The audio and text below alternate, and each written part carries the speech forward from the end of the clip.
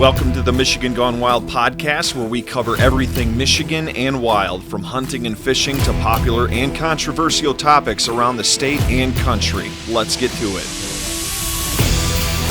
This deer is one of 1,000. You do not see deer that sold very often. They don't make it this long. This is a mature deer. I just shot the biggest buck I ever had in Michigan. King. Look at that frickin' brute. He's a brute.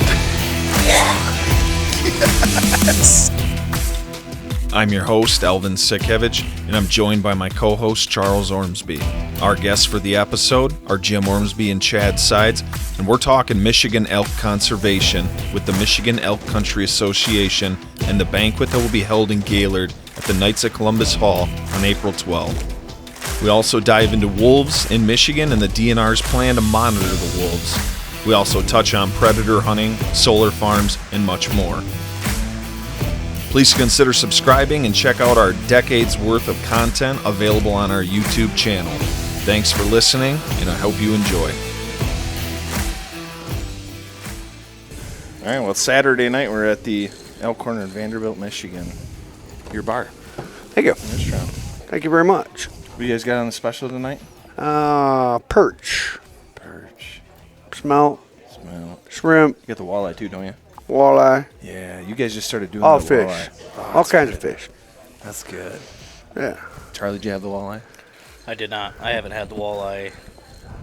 Well, they didn't have it for a little bit there. Oh, it's like So it's been a while. sacrilegious. It's actually really good. He's a walleye hog. Dude, I love walleye. I love prime rib too. See, I usually come up here on Fridays for prime rib, and then I'll come back on Saturdays for walleye. Right. It works out perfect. Right. Anywho. All right, we'll probably do is we'll probably end up starting. We're going to be having a couple drinks tonight too. So probably start out kind of topics of discussion I want to talk about. I'm going to do the Mecca banquet that you guys got coming up. That's April 12th. Tickets are on sale currently. Okay, so we're going to hit that. They're available here too. They're available here at the Elk Yeah. Corner. Okay, yeah, we'll go over all where it's at. The deer camp recap. I obviously wanted to go over that and talk about that a little bit. You guys are familiar with the solar farm stuff? I do need to touch on that a little bit. Did you remember that? No. Okay. Wow, it's gonna blow your mind. Oh, the one in Gaylord. Yeah. Yeah, I remember Okay. seeing your video there. Yeah, good times. So, like, I had actually planned on doing another video to kind of, like, explain a lot of this out. So then I started looking around, doing a bunch of research, and I came up with this. And the further you dig, the more you find. Right. So what is this? And this is everything that I found. Did you know that there's actually a bill in place that Whitmer vetoed that would basically... the bill would have protected government employees, so like field staff for the DNR, to go to our elected officials to talk to them basically about how we're spending our money or what we're doing and how we're using our money. It would protect them, from repercussions. Right. She vetoed that. So That's our governor. That's our governor. Yeah, Charlie's governor. that's Charlie's governor. Yeah, put it on me, guys. Put it on me. Yeah, so good times. I also want to talk about, obviously, the wolf situation, because I don't know. If you guys remember, I went to the DNR meeting that was supposed to be for the solar farm. I walk in there. There's the whole panel of people. I mean, NWTF, MUCC, DNR officers, foresters, biologists, all that. First thing they say when they stand up, we are not here to talk about the solar farm. Like... Okay, so we're not talking about this. Okay, but at that point, it had already actually been put on pause. So I think that's why they didn't want to talk about it. So It's still on pause right this second. it's still currently on pause, but there are other projects going on around the state. Like there's one in Roscommon County right now that they want to do. There's one down in Cazenovia County. Girl messaged into me and showed me basically all that, the way the Cazenovia County, they were putting it out to all the residents, like, hey, this is basically happening, and we can't do anything about it. She sent me all the screenshots and everything, and I'm like, okay, that was on like township or county land. So it was interesting. This was at the wolf meeting?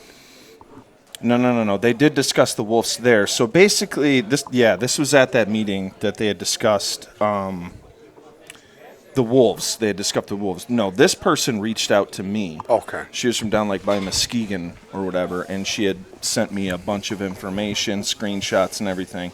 They basically went into Cazenovia County or township, took a section of publicly owned land, and they already erected the solar panels.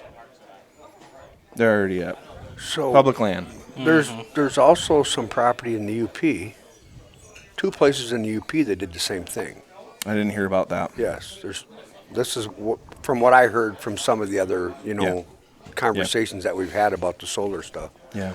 There's a total of how many acres between this one that they wanted to do here? Oh, they wanted to do the plan was for like 40,000 acres. Yes, and there's 12,000 acres or something in the UP that they're going to do the same thing with. Yeah, it doesn't surprise me. I haven't heard about that, but it doesn't surprise me. That's what I heard. But The initial plan was for like 40,000 acres across the state. And I actually did a bunch of research on that. Did you know that it would take 55,000 acres of solar farm to power the city of Detroit alone? 55,000 acres of solar farms. Can you imagine that in the state of Michigan, where we already have like a housing shortage? have you ever been to the one over in the one they're building right now between Rogers City? Yeah, and I've seen it. Yeah. Rogers City. We got one right here in Boyne City. Yeah, yeah, but that's a little one yeah, it's just a little one. I understand dinky, that, but yeah. I mean, by by the soccer fields. field there. Yeah. The crazy thing is, like, if they buy the property, like let's say a company comes in, they buy the property, they're paying the taxes on it, Yeah. and they can find a way to make it economical. Fine, that's not on me. I could honestly care less. Do I think it's a waste of land? Yeah, I think it's a waste of land. I think there's other alternatives that you could be doing. You could be putting it over parking lots. You could easily be putting it over buildings. Right. I mean, there's so many different ways that you could utilize space that's already being used. You could build up, right? Right. That's not very hard to come up with concepts where we could retrofit buildings, outbuildings, to put solar panels on them. Yeah. I don't think they want to do that, though. So, did you guys watch the video of the NRC meeting? No. So, this guy's actually from Wolverine. He comes in and basically puts them all on blast. Like, none of the NRC commissioners had solar panels. They don't have solar panels. Oh, the video on. Yeah, he went to the guy Natural talking Resource about Commission. so and so and Yes. I can't say no names, can we? I don't know. Can you say his name? Whose name? Scott Whitcomb. Yeah. Yeah, we don't care. They Say every talked name. about say his how his house and blah blah and no solar, no solar, no None of them. solar. Yeah, None of them have solar. I remember hearing that. Yeah. So on top of that, so he mentioned that the company in there that was RWE. That's the name of the solar company that was going to be contracted to come in and build And that. RWE is who? Well, this is where it gets interesting. It's not even an American company. Yeah. It's a German company. It's traded on the German stock exchange. Sure. Okay. It's owned 8% by BlackRock. Yeah. It's owned 9% by Qatar Holdings. Yep. And I think I had the percentage here, which I thought that was just absolutely crazy. I mean, like, who in their right mind? Like, I could get if you wanted to be like, if you wanted to bring in solar and say, you know what, we're going to invest in solar, but are you going to invest in your citizens to actually bring in, workers that are going to, be repairing, making repairs, doing maintenance, installing? Is that going to be Michigan workers? Well, they have no real proof that solar is the way to go. No, they don't. No, ideally they don't. Here's the other thing. You live in northern Michigan. Yes. We ain't going to see good sun for another 6 to 8 weeks. No, we get 167 days of sunlight a year. That's it's already in there. Yeah, right? I already have all this information. And when I do the video, like I'll put out all the information, all the screenshots and links to everything that I found. And the farther north you go, the shorter it gets. Yes. You know what I mean? The light gain, as the year goes on, they have the least amount of daylight up there. You know what I mean? Yeah. Yeah, it doesn't make any sense economically unless you can do exactly what they were trying to do, which was lease the land for $40 an acre. And the lease is like what? $40 an acre. Yeah. every month, every year, how does it work? What do you? That I don't know. Okay. They didn't mention that. Exactly. They left a lot of details out of there, which is convenient when you're trying to do stuff that people may not approve of. Right. So they had one thing that I thought was kind of interesting too is, 6% of RWE is owned by BlackRock, 9% is by Qatar Holdings, which is the Middle East. Yep. So basically, the company they're using isn't even located in the United States, Right. let alone in Michigan. So, and they're not using Michigan labor for any of that. So, the one thing also. And where'd you retrieve all this? So I looked this all up online. I've spent the last month just digging for information as much as I could find. I found links to all this, and I am not sure if I wanted to do like a mini documentary, but I wanted to at least put the information out there that I had because I spent a lot of time on this. Also, 85% of solar industry, which would be the materials, the building, and all that, that comes from China. Right. So, I mean, do the math there. And the next country second to China for producing and getting the materials is Vietnam at 3.4%. So it tells you that there's not an industry for solar in the United States other than using the equipment, buying the equipment, and using it. Right. So. But, yeah, I thought that was all pretty crazy. And I kind of still want to do like a mini documentary with this. I think a lot of people are going to be quite surprised at what they find. But the biggest thing, too, is like, and you know what, Jim, you may know a lot about this with the Prop G of how the NRC came about. Mm-hmm. I mean, that's they voted in because they didn't want game laws being legislated, right? Right. Okay, so they put in the Natural Resource Commission. With the Natural Resource Commission, what did we kind of expect? We expected people with the knowledge of wildlife, forestry, fishery to be on that board, right? You ain't got a person that's ever went in the woods and held a deer license. Yeah. Or a small game or any sort. Yeah. So Scott Bowen and Scott Whitcomb were actually relieved of their duties. Their terms expired. Do you know who they brought in to head up the NRC now? Do not. Dan Kildee. He's a Democratic politician from Flint. Does he hunt, though? No. I don't. Well, it's worth a shot. I mean, I'd throw it out there. Yeah. Well, it doesn't. I don't think it says that he is or isn't, but he's from Flint. He's from Flint. So big bucks down there. Yeah, he might have a 160-inch buck hanging. I'm sure of it. But so I had it right here. Dan Kildee, the newly appointed chair of the Natural Resource Commission, has an extensive history in Michigan politics, serving as a 6-term representative in the Flint area. Kildee took progressive stances in favor of renewable energy, such as solar and wind. Kildee is the president and chief executive officer of the Community Foundation of the Greater Flint area. He holds a Bachelor's of Science in Administration with a concentration in Community Development from Central Michigan University. He'll be expected to align his efforts with the overall mission of the NRC. What do you think the chances are of that happening? Perfect. Perfect. Yeah, the only problem is that Mr. Kildee has zero experience in the field of wildlife, forestry, and fisheries. And no offense to the greater Flint area, but it's not exactly the central hub for wildlife, forestry, or fisheries. This begs the question to what qualifies him not only to be a sitting member of the NRC, but who thought he was fit enough to chair the entire commission? Well, we know the answer because it was Governor Gretchen Whitmer. Right. So I'm going to go hire a mechanic to do my taxes.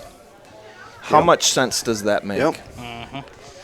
That stupidity on a level that has quite honestly gotten a little bit rampant and out of control. And I mean, we talk about this all the time. I don't need paper to talk about this. This stuff is just getting so completely out of hand that people are just losing faith in the whole system altogether. I mean, you can't blame them though. I don't blame them. I mean, look at it. Look at what we've been dealing with the last, especially the last 4 years. You know what I mean? Yeah. I don't. It doesn't make sense. Like if your overall mission is to preserve wildlife and fisheries and forestries habitat for future generations, you wouldn't be logging at this rate. Right. And you wouldn't be allowing wolves to decimate populations in the UP, and I don't know if you've noticed, but I've been on a rant with a bunch of liberals disguised as hunters. Oh my God. These people are off the reservation. On the They wolves? literally believe that wolves are not the problem in the UP. Yeah. Yeah. It blows my mind. Yeah. Like, they tried citing stuff from, like, NBC News and all this other crazy stuff. I'm like, dude, it's not a science issue. It's a math issue. Wolves eat deer. Yeah. You have too many wolves, they're eating too many Right. deer. And when they run out of deer, what else are they going to eat? They're going to eat pets. They're going to They're eat gonna eat you. livestock.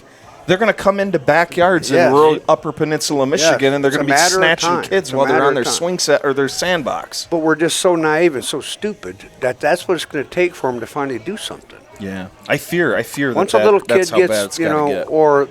or the wrong person's pet gets killed, Yeah. Yep. not one of my hunting dogs or your hunting dog, or you know Yeah. what I mean. It'll be somebody's high on the board's pet that gets killed, Yeah. and then Right. it'll be a different story. But being it's just us, and you know, it ain't never gonna. Or a little kid, when a little kid gets bit, you see the little video on where the little girl was walking up to her driveway, and the coyote come down the Yep. sidewalk. Oh, yeah. and Yeah, I saw grabbed that. her and jerked her out on the sidewalk. You know Yeah. what I mean? That's just the beginning. Yeah, wait till there's a little kid and the wolf just comes through. It's gonna happen. Yeah, Well, it's not just one wolf. It's Right. a pack of wolves. yeah. Well, I also Now they're wanting to bring them back here. yes. Now they're starting to bring them, planting them back in here again. Well, that's the thing is the DNR. While I was at that meeting, one of the biologists from the local Pigeon River Forest area here, she laid out the plan for the wolf survey. They want all the pictures. If you get a track, put a size, you know, like a cell phone next to it. You know, if you get a trail camera picture that may look like, a wolf. They send want it us in. to do all their work. They brought them much. down here. They dropped them off. Now they're asking for all of our help Yeah. to help track them. I mean, I definitely want them to know if they're here. I mean, Right. I want people to know that they're here. They are here. Well, right, and it's been confirmed, and this winter isn't even going to help because the strait's locked up, Yeah. and it locked up for a Yeah. really long time. Yeah. It's Yeah. still locked up right now. But you can't. They brought them here also. They can't deny. If you go, you're going to find out that they actually brought them here. Yeah, They didn't just cross the straits. Some do. We know that. yeah, Right. But you know that they brought some here themselves from the UP and released them here. They've done it multiple times. Do you know? Multiple times. So why would you collar a wolf, say 7, 8, 9, 10 years ago? Why would you collar wolves here? You know what I mean? Why wouldn't you just take care of them right now? Take the wolves, trap them, and take them back where they were supposed to be, you know, originally living in the UP or wherever, you know what I mean? Why would you just collar them and leave them in the lower Michigan other than you wanted them here? Yeah, And they did it. They're doing it all the time. People don't realize this is what they're doing. they're not stopping They're- the migration. They're not- doing it on purpose. Yes. I don't know what their agenda. I don't know what their thoughts are. Or, you know what I mean? Maybe it's just to create controversy, or But it's so obvious. It can't be. yes, unintentional. Yes, it is intentional. They're doing It's it intentional. Yes, they're doing it on purpose. Yeah, they're definitely doing nothing to mitigate. That's right. Yes, Yes. so they're allowing it to happen. Yes. Yeah. No, I agree with that. No, they want all the intel, but they're not going to tell Yeah. us, hey, Right. if you see one, take it Well, out. Yeah. That's you know, how it should what, be. boys? It's bottom line. They want the deer herd eradicated to a level that we will never, Recover accept. We would never be able to accept it. You know what I Yeah. mean? But yes, we'd never be able to recover from it. Yeah. Once it gets to that stage, then they're going to be happy. Yeah. That's just the way it is. Bottom line. Well, that's And they're going also- to do anything they can do in their power. Whether it be sneaking behind our backs, the public and the natural resources hunters and blah, blah, blah. They're bringing them here to do one thing, to kill the deer. Bottom line. Because we obviously ain't doing a good enough job. Yeah. Right. Well, I think it's because we. How many deer could you kill this year legally? You could kill, 30? Yeah, as many doses Yeah, as you as want. many doses So, as you wanted. yeah. As many you can- tags you want to pay Kill for. $2, Yeah. and you can kill as many does as you want. I didn't kill a And they doe this still year. can't get the deer herd where they want it? Yeah. You can kill as many does as you want. Yeah. And the deer herd is still not where they want it. Right. So that means us as sportsmen and going out and hunting and providing food for our family and whatnot isn't enough. Yeah. You can kill as many deer as you want, but it's still not enough to put the herd where they want it. So where do you think they want the herd? Right. Gone. Yeah. I'm sorry, but our camp alone put the herd a good hurting this year. So We knocked You know it what I down. mean? It does and it don't. I now, how mean, many other camps are just like we just did this year? You know what I mean? You How kind many of other feel camps? you kind of feel bad when you walk up and there's 19 deer hanging on your buck pole. You know what I mean? And they're all bucks. And then we start doing our doe hunting about the 5th or 6th day, Yeah. and now you got 21 deer hanging on a pole and a couple does in the back of that truck, couple does in the back of that truck, and Right. now. Can we could do this every day, and the deer herd's still, not going to be where they want it. Right. Where do you want it? Yeah, that's the question that I had is what's the goal here? Yes. What's the same thing with the wolves too? Is like, at what point do you consider them no longer endangered? Right.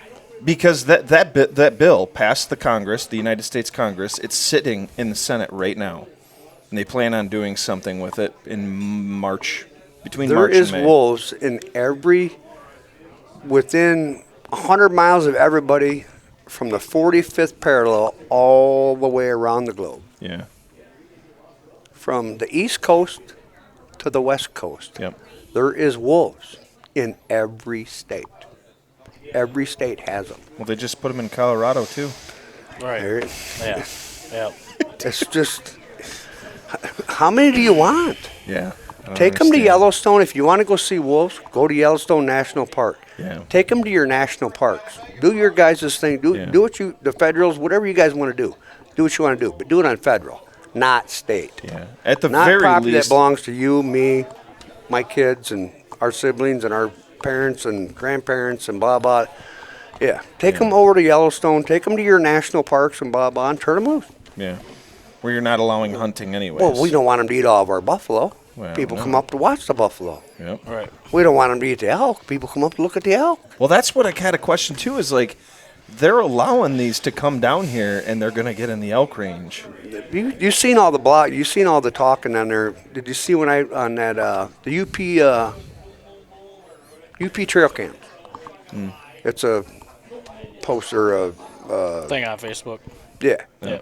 So Chad sent it to me, and so I had to ask all these questions. They asked me all these questions to be able to join it. They let me join it. Took them about 20 minutes. They confirmed, okay, yeah, you can.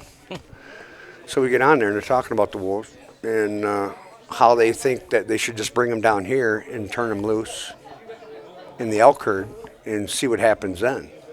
And I was like, they're already doing that. Yeah. I mean, come on. If you ain't smart enough to know they're not already turning them loose here, you know what I mean, Right. in the elk herd, then there's something wrong with you. But Yeah. and I got back on to say, the conversation had to do with the wolves, nothing to do with the elk, and then all of a sudden everybody just blows up. They all want to bring them to the Pigeon River and turn them loose. You know what I mean? Because they think Lansing cares a lot about their elk. Well, do they realize there's only maybe 500 elk in the whole state of Michigan? I think. Oh, they're. I'm telling you right now. Yeah. And after this winter, there ain't gonna be that many. Oh no. Yeah. Guarantee Yeah. it. This winter's pretty bad.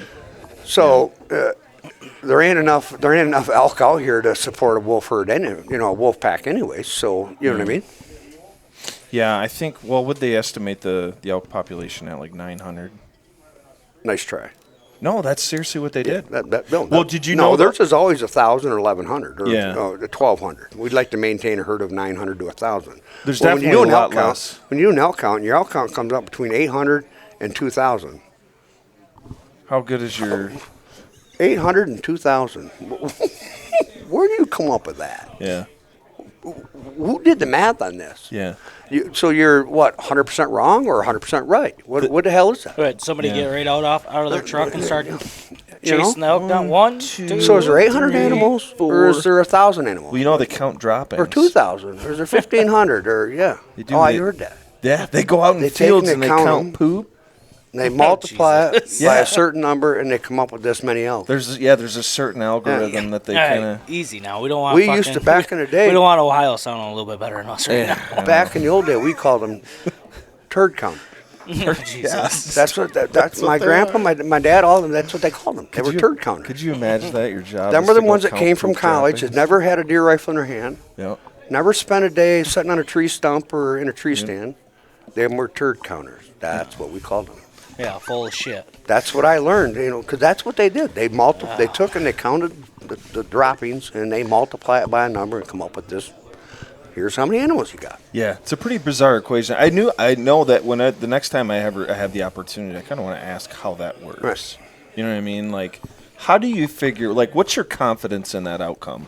Let's have them go count the wolf scat, Yeah. and that'll tell us how many wolves we got. You know what I mean? They can look in there and see what they're eating. Is they got rabbit hair in theirs, or deer hair in theirs, or feathers in there? What's in that? What are wolf they scat? eating? Yeah. Because you're saying that the deer herd's not declining they say it's because of the heavy winters, but we've had heavier winters back in the 70s and 60s, Right. and the deer numbers were just fine. Right. You know, if you look at, and this is another thing too, is I looked on the DNR website, I looked all over the internet to find out what the estimated population for the Upper Peninsula deer are. You cannot find a graph. Right. You certainly can't find it on the DNR website. Right. There's no graph stating how many deer there were every single year. I did it. I looked. I did all that when I did all this research. What you can find is you can find the number of deer they saw at the bridge. Right. Yes. And if you go back to 1995, when there was like 9,000 deer counted throughout a rifle season coming across the bridge, it's down to under 1,000. Yeah. And it literally follows the same line. Like they make a cross. Okay, one starts here, the wolves go up and the deer go down. Right. And you will literally show that to people, and they're like, "No, it's the heavy winters. Yeah, wolves just eat shrews." You know, when I think, rabbits. if you remember right, go back. Let's go to pint night. Go back to when they first, when they decided, hey, we got to quit baiting to stop the spread of the Chronic wasting disease. wasting disease, CWD. That hasn't stopped. And if you, I'm not, this is to kind of support the wolf thing a little bit. I'm not trying to support the wolf thing, but it isn't all on the wolf. They stopped the baiting. Yeah, that You did know, hurt. It hurt bad. We lost elk even. But they didn't That first year that we had no baiting, bad. there was dead elk in the Black River. There was dead elk Yeah. all over in the Pigeon River. Yeah. You know what I mean? Especially with the winters that we were having. And we had that bad winter the same year. winters. Yeah. And we were during elk season, and that's the same year they killed 400 and some elk. Remember, they issued 450 tags, Yeah. and they had a January hunt also. And that was the same year that they quit the baiting. That we were shooting 8, 9-year-old cows. You couldn't get 300 pounds out of them. Yeah. The same thing was going on this year. I don't know about you guys, but most of the elk that came into our elk pool, They're lean. it was They were lean. They were real lean. Very 7, lean. 8, 9-year-old cows. Yeah. You couldn't get 300 pounds out of them. Same thing.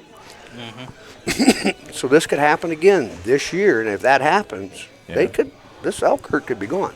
But go back to the UP. They did away with the baiting in the UP also. Yeah. And them deer in the UP need to be supplemental. When they migrate down, they've got to be fed. They still allow baiting in the Well, UP, but now not in they the, just started. yeah, but not in the areas where But there's you the notice CWD. now there is a few deer coming back in the UP.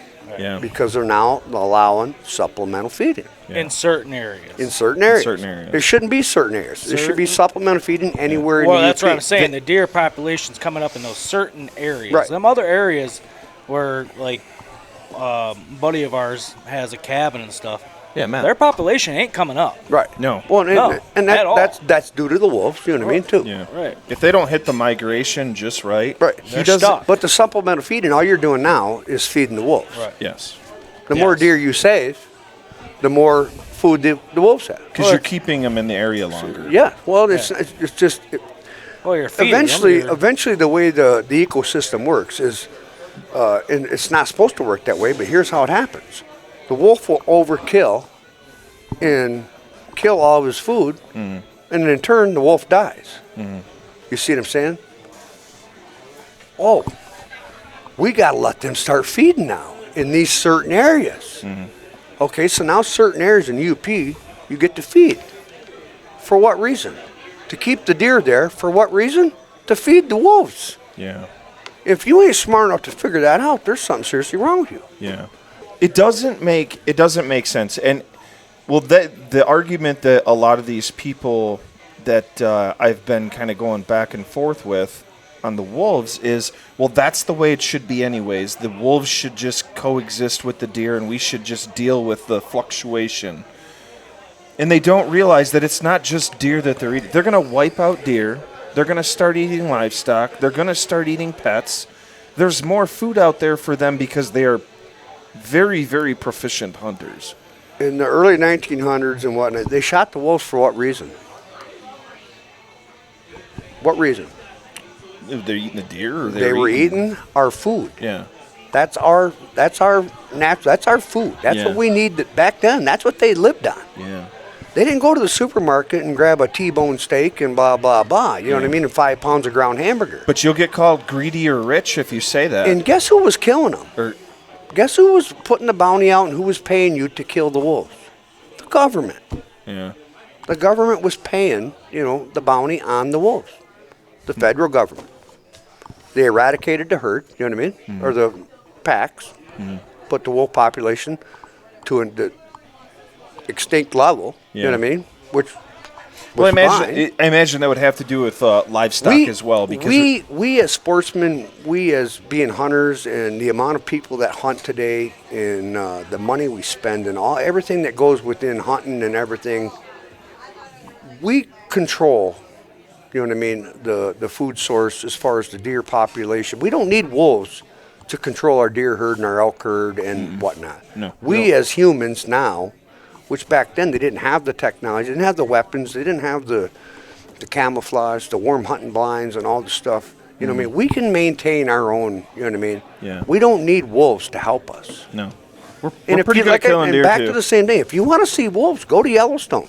Go to the zoo down the road, and go to that zoo over here, and go to this zoo, or this place that keeps them in captive and lets them run wild on their 20-acre piece of property with high fence. Yeah. But don't bring them out. We don't need to see them. Nobody wants to see them. How many people get in their car and say, let's go to the UP and look and see if we can find the wolves and get some pictures? How many do you actually think do that? Probably very little. Very damn I think little. they'd rather go to the UP and see I'm moose. quite sure there's not very many dollars being spent in the UP for somebody to come up there and look for the wolves. Right. There's nothing good about them. No. They bring There's no economical benefit. No. They only trash the economy. Right. I mean, you look at the UP, how many hunting camps are just non-existent Right. anymore? The best thing that could happen for the UP, which is a bad thing, but it's our animals always come back. If we was to lose all of our deer, you know what I mean? Say we lost them down to 10%, 20% of the herd. Yeah. In the whole state. They're just like humans. You're going to breed. They're going to expand. they're going to come back. Yeah. So let all the deer die in the UP. And in 3 years from now, when all the deer are gone, what's going to happen to wolves? They're going to move. Well, they're going to start eating kids and dogs and Right. livestock and the whole 9 yards. You know what I mean? Then the federal government's going to come in and decide, hey, guess what? Yeah. We got to do something. 3 years later, the deer are all going to be back. The wolves are all going to be gone. Yeah. No, it's never going to happen that way, but that's just a simple, mathematical way of looking at it. Yeah. If it were to play out like that, the deer could recover. Well, yeah, they're going to recover. Yeah. Deer are one of the most resilient animals there is in North America. Yeah. They can live anywhere. They can. We've seen it with rabbits. We've seen it with birds. We've seen it with every type of, game that we hunt. Yeah. We've seen it in pheasant. We've seen it, hey, you get I watched a show the other night. Actually, it was a warden show. We were watching, sitting in the fish shanty. And the warden was talking about how the mule deer and elk numbers are way down due to predators, Yeah. not the human. The wolves, the grizzly bear, the black bear, the mountain lion, not the hunter. Right. What did Montana State? Do you see who? You see who Trump just elected for the Secretary of Interior? The federal, for the forestry and wild game and everything. He was I think he's a retired conservation out of Montana. Yes, I know who you're talking about. I can't think of his name right now. But they're increasing their lion tags. They're increasing this. They're talking about a grizzly bear hunt. They're talking about all this. This is all in the plan, all in the makings to get their predators down. You know what I mean? Why aren't we doing that? Right. Yeah. You know what I mean? The state of Montana does it. You know what I mean? Why aren't we doing that? Yeah, it doesn't make any sense. And I know, like, the only thing we don't have we don't have the mountain lion and we don't have the grizzly bear. right. We got the wolves. We got bear, got We coyote, got bobcat. Bobcat. Yeah. Yep. Yeah. But what's the reason for the wolves? What's the reasons to keep them? Well, Some Democrat that thought, we should have some of these here just to wreak havoc and create controversy throughout the state, you know what I mean? And what did it do? Well, that's almost exactly what happened. It was a judge out of a district in federal district court out of Northern California. There is no scientific reason, not one, as to why we should have wolves here. Not one. No. Other than somebody tree-hugging, worthless, no good for nothing, you know what I mean, decided, you know what? Sitting there one day, suck at hunting deer anyways. Sitting on a swimming pool, drinking a toddy, and you know what? I think we should put some wolves in the UP in the state of Michigan. Let's see what they do. Just to see what happens. Yeah. Gets on his phone, starts making some phone calls, and boom, it gets done. And here we are today, wasting our time, Yeah. our oxygen, you know what I mean? Yeah. Well, Well, it's something we shouldn't even be talking about. no, we definitely shouldn't, because it's clearly not the model of conservation that we want, nor a model of conservation that works. And what I found out too is I couldn't pin it down exactly, because reading these spreadsheets and these numbers it's a foreign language to me. But there is some sort of federal funding compensation for having endangered species. I'm quite sure there is. In your state on that federal I'm quite land. sure there is. There's 100%. So there has to be some sort of incentive to having them here. I don't know how big it is. So the NR, somebody's collecting money, you know what I mean? Yes. They're getting grants, they're getting funded by something. Yes. You know what I mean? Probably hiring 20 more retards that come out of college that have no idea what a pile of coyote poop looks like, you know what I mean, or scat, you know what I'm saying? Or a track or anything. But they got a job. They got a job. Yeah. And even that too is like, we're basically forcing these people, these younger kids, into getting an education, going tens of $1,000s into debt. They get into these government departments and they're told to shut up and do as they're told. Yeah. If you went to some of them, if you went to some conservation officers, if you went to biologists, foresters, and said, hey, what do you really think? Right. Well, and we have a few of those. You take like Matt. He is a down-to-earth. 100%. I mean, he's the one that I actually talked to there yes. at the meeting. Yeah.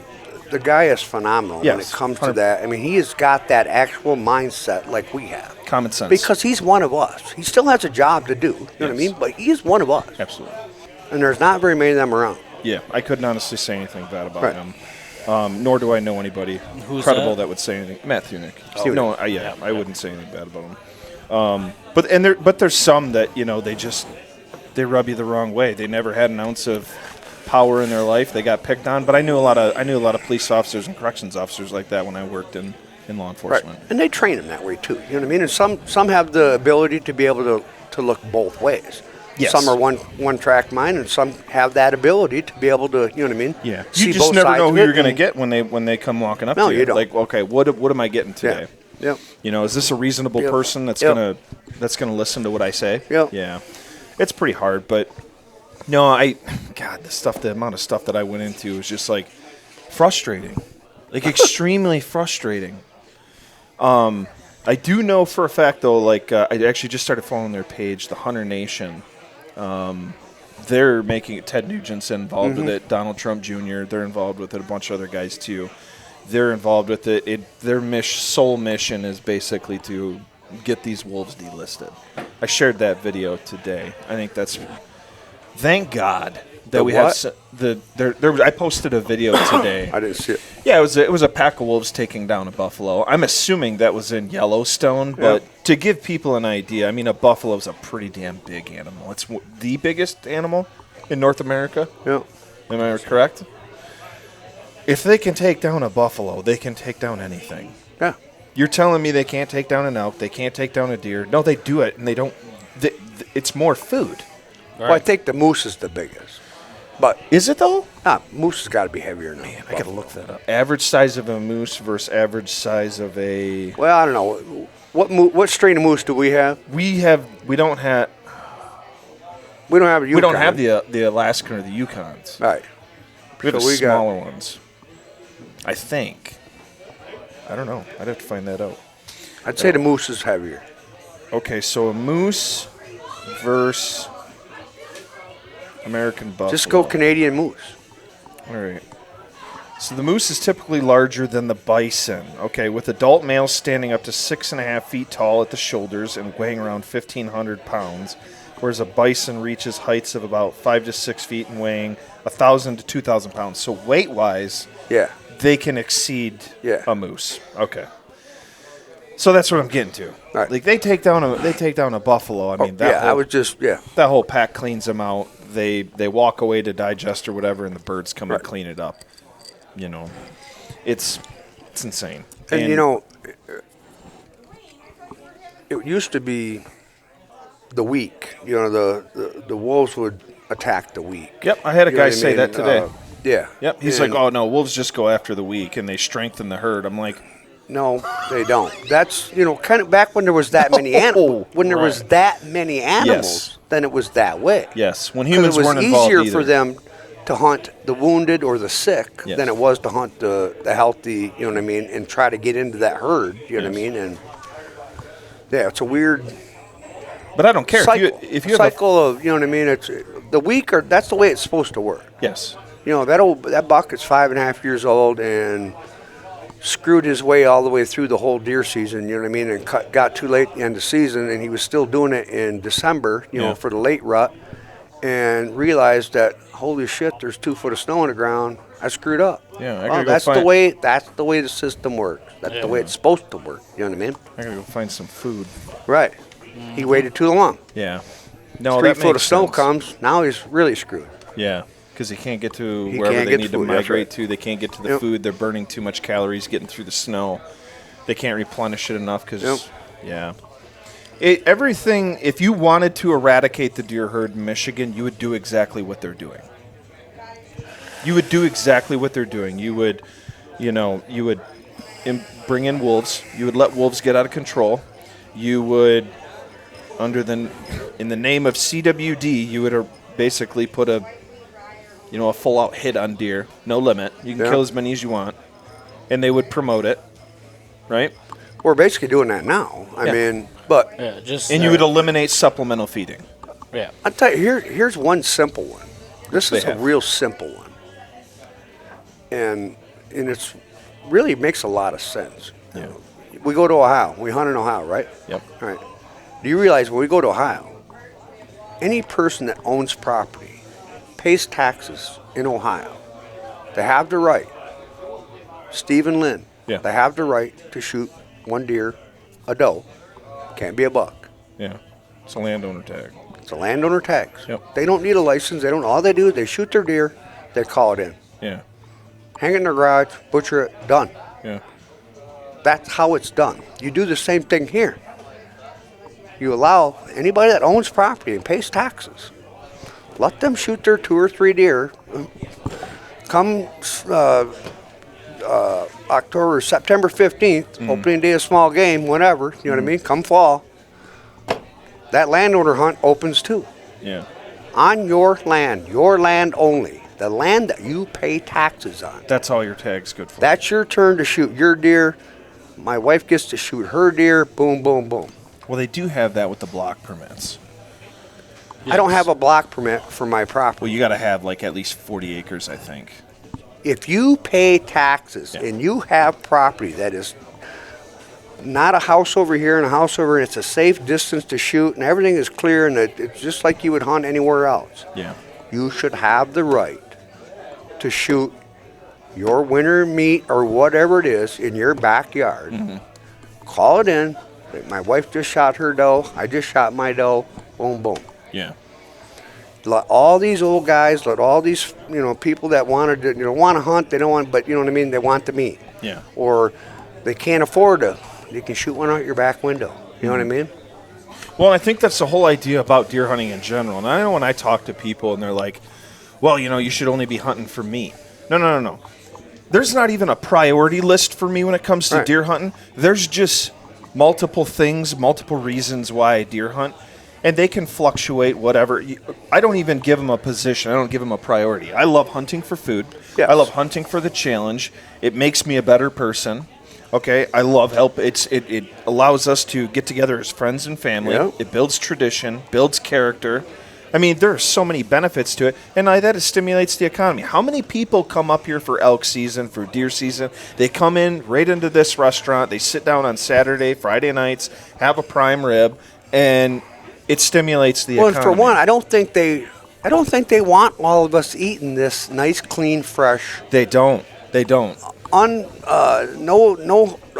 additives and none of this government shit they're putting in our food today and all this stuff. They don't want us all eating that. I had a guy the other day. They want you eating the stuff out of the cans and the stuff that's sprayed with this and sprayed with that to make it stay nice and red for 9-10 days. You know what I mean? And a loaf of bread that don't mold for 3 weeks. You know what I mean? They don't want you making your own bread. They don't want you doing that. They want you going to a store. That's right. And I know when I talk to people, like I had someone message in or comment on a post the other day. Oh, well, don't you know that you can get CWD as a human if you eat deer meat that is tested positive for CWD? I don't think you can. I don't think you can either. No. I thought it was literally only in cervids, which would be moose, deer, or elk.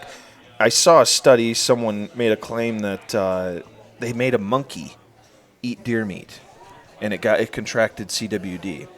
I don't know if it lived. I don't even know if it got sick, because how many of these deer that are testing positive for CWD are actually dying? Right. I would like to find out this. How many of us do you think they're dead when they're doing that? How but many of us they're do you not think sick. if they did blood work on, just say the three of us sitting here, do you think any one of us, wouldn't it be shocking if one of us did test positive for CWD? We wouldn't know it. And that's what I'm saying. You have no side effects, you have no nothing, but yet it's in your blood. Yeah. Well, so what? Yeah. Well, how long have we been? How much shit have you guys been putting in our food? Yeah. That I guarantee we can prove that you put it in the food. Yeah. You know what I mean? Oh, yeah. But nothing wrong with that. RFK's all going to take good. care of Yeah. that. Yep. But don't eat them deer. It's got CWD. Yeah, I've got CWD. You don't want to do that. Yeah. Don't eat them fish. It's got the little grub or something. You know what I mean? Yeah. And, don't eat them. Yeah, don't eat them. You don't want to eat that. Yeah, don't eat that. Go to the store and get farm-raised salmon. Yeah. Yeah. No, it's pretty foolish. And I honestly, the crazy thing about all this, and I don't know if you guys have noticed this, because I could show you text messages. I literally told some of these people that were arguing with me about wolves, CWD, and all that, I always message them personally. If it ends up to where we're in a debate in a comment section, I will message them and say, listen, I'd love to have you come on the show. We could discuss this. None.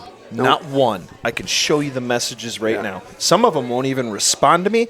They'll just keep talking shit in the comments. And that's the part that gets me, too. Yeah, is how and then like they'll block me from the thread after I've already laid down a bunch of facts that they can't comprehend. And all you're basically doing is, and I think that's one of them, like you're saying, it's one of them kids that used to get beat when he was younger, got his ass whipped all the time, and he has nothing better than to do than to find something to get on there. Yeah.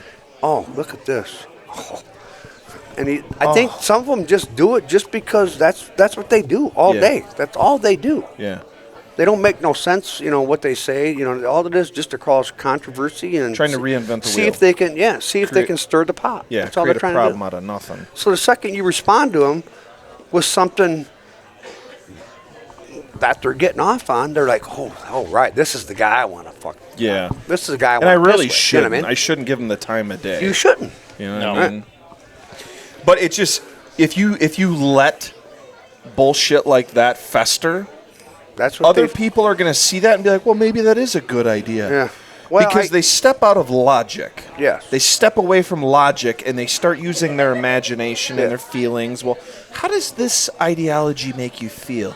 Does Right. it make you feel like you're a little more superior than, Johnny over there that does kill a bunch of deer and you suck at deer hunting? So now you want to get back at him, because Well, you that's just, yeah. you know what I mean? Like, I'm not saying it's exactly, but maybe But that's a what they are. reason. Yeah. That's the type of people they are. Yes. You don't know who. You can look at some of them. You can look at their Facebook. Oh, I know exactly who they are.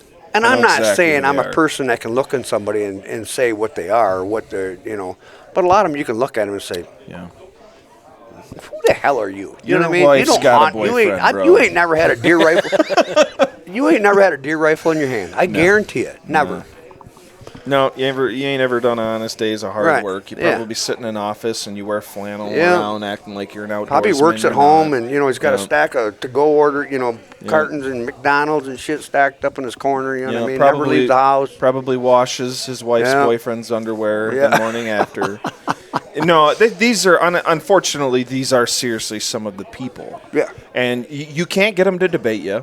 Mm-hmm. Because, you start laying out the facts. My simple question is, when it comes to the wolves, are there more wolves in the UP now than there were in 1995? Yes, we know that. Are there less deer in the UP now than there was in 1995? Yes. We know that. It's hard winters. No. You go back and look at the trends. We've had snow. I mean, we've had cyclical, terrible winters. Right. It's cyclical. You look back in the 60s, 70s, and 80s. There was times where we're getting 180, 200 inches of snow. Actually, I don't know if it ever hit 200, but very darn close. And it's just like, and we've had all those. So that's not the issue. In the 1990s, the UP was the place to go deer hunting. People didn't go to Kansas; they went to the UP. When the world's largest superpower, Mother Nature. When you think that you can control the world's largest superpower, then there's something seriously wrong with you. I mean, Mother Nature, it does what it does in cycles and whatnot, for a reason. Yeah.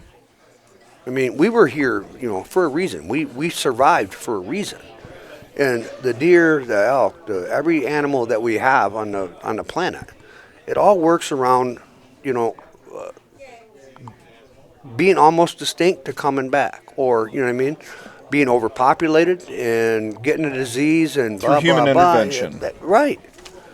Yeah, we've done a lot of work through human intervention, but a lot of them will make that case that we should just leave it to Mother Nature. It's like, no, like you can't, not with the way that we are expanding as a species, being the human beings. I understand that, but you still got to let Mother Nature do its part. Oh, and it definitely does. When you start trying to control Mother Nature, that's when you have problems. You know what I mean? But you can compensate for Mother Nature. When you get a hard winter, I can say yes. DNR can put out a posting. Hey, we're allowing feeding you can take through last these year. months. You can. Right. I see our deer count's getting a lot better with this registering the deer. Yeah. You know what I mean? I see that's a little better number now. And actually how many deer, closer number, and what actually was shot or wasn't. You know what I mean? Or harvested. Yeah. And so now you can use that and then throw Mother Nature into the equation. We don't need to help Mother Nature. Right. You know what I mean? She's doing a fine job just doing what she's doing. Yeah. We're doing a fine job as sportsmen and, you know what I mean, and doing our thing. You know what I mean? Let Mother Nature do its thing. Yeah. And then we can help, not try to control her. Don't try to control Mother Nature. Right. Try to work with it. You know what I mean? Okay, Right. bad winter. So next year you're going to issue 400 elk tags? Probably not. Probably wouldn't be a good idea. Mother Nature did her job this winter, you know what I mean? And got your elk herd where you want it. I think the DNR, they do their assessments biannually. So I think they set their numbers biannually. So they say, okay, for the next 2 years, we're going to issue 100 tags for their early hunt. There's no elk hunt. There's no elk count this year. There is. I don't think so. They're not counting, I don't think, are they? Oh, the harvest. I saw the harvest statistics. Do you But know I don't think they're doing the count. No, I haven't seen the count, nor No. do I think they're even doing Last it. year they did the count, so they'll skip this year. They'll Yeah. do a count next year. Yeah, that's when they'll do assessment, Yep. and they'll issue the amount of tags that'll be recommended. So they're doing that on a two-year mathematical. Okay, hey, last year we counted this many. Okay, so they didn't count this year, Yeah. so they don't really know what they have. So, what gives you a number to say this is how many tags we're going to issue? Other than you're going to issue the same amount this year as you did last year. If they was to do it every year, then their numbers would be a lot closer and a lot, it'd be a little tighter, Yeah. All right, hey, maybe this year we only need to issue 100. Yeah. Well, then their excuse would be, well, that costs money to do that. And it's like, well, we don't have the money because we don't have the hunters. Well, And when they're all gone, you ain't going to have to worry about the money then anymore, are you? No. Well, you don't have hunters because you've created a crappy product for them Right. to buy a tag for. Right. That's not Well, that's not rocket science either. That's another thing too. Aren't they talking about raising the price? Yes, they want to raise tag prices. That's and a good license topic. But that's a real good topic. fees. Yeah. You're talking something that it's a once-in-a-lifetime chance. It's $100. For an elk This is tag. a once-in-a-lifetime opportunity Yeah. for $100. $100 For the tag. for the tag. A once-in-a-lifetime opportunity. Let's go back to the guys that can't shoot, the guys that show up with the 30s and the old Army rifles with the little Leopold, the little People red, that can't hit an elk broadside standing in the middle of an open field. yeah. Yes.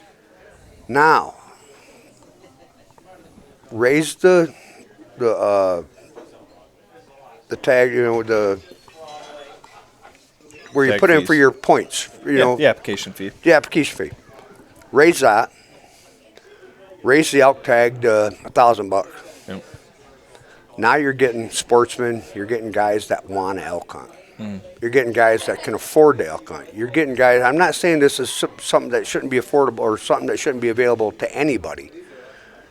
But it's a big game animal. You just about got to have a guide. So that means you got to have money. You know what I mean?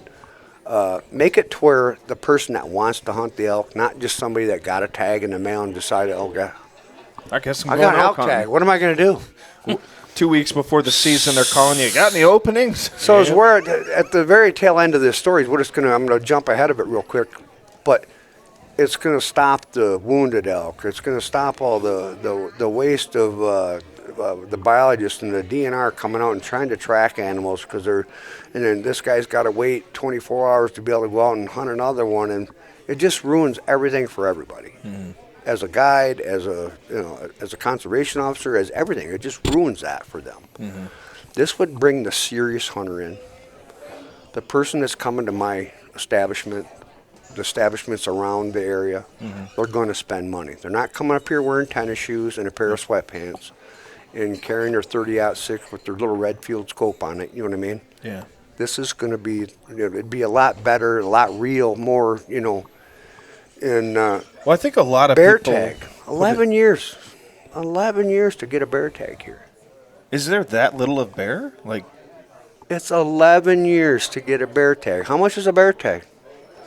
I think this year it went to 30 some bucks maybe, I think. is it? I think it might be 30 now. I can't remember. Used to be 25, now I think it's It's been 30. a few years since I drew a tag. Takes you 11 years to get a bear tag. On the UP. But in the first hunt it does. First hunt. The first hunt for the area for Red like Oak. Newberry. Red Oak, Newberry's- yeah. Yeah, Or, I Newberry's mean, right in line. Newberry. Yeah, that's like 11 points. Yeah, so it's Yeah. the same as here. Yeah, it's like 7 or 8 for the Gwyn unit, and I think Berglund and Amosa are 6, 7, 8 points Right. for yeah, If you go out to Colorado to kill a bear, what do you think it's going to cost you for a bear tag? $350. There you go. But you come to Michigan, everything's cheap in Michigan. Yeah, Right. but that's a But we ain't got non-resident no money. price. That's a non-resident. We're not going to price. use the resources that we have available to us to make money. Yeah. Oh, that's another That's thing. our resource. Them elk, them deer, them bears, that's our resource. Let's Yeah. use that to make money. That's another reason why they get all bent out of shape. Oh, you just want conservation because you want profits and greed. And it's like, no, I want this shit to fund itself. That's right.